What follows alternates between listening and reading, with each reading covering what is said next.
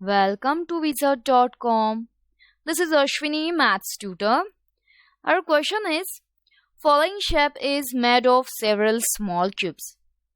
What fraction of cubes are not visible in the picture shown below? Firstly, let us check the total number of cubes in the given picture.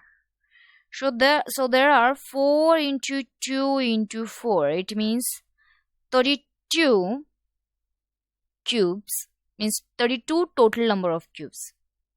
Then we can observe here number of cubes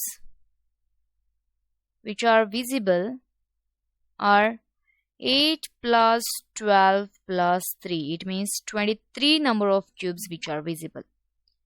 So, number of non-visible cubes are total number of cubes. It means 32 minus number of cubes which are visible. It means 23. So, there are 9 cubes which are not visible. Hence,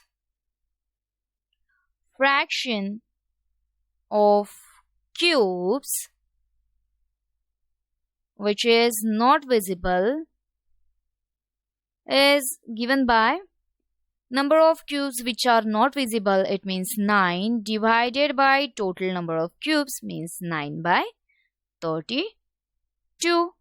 So our correct option is option A.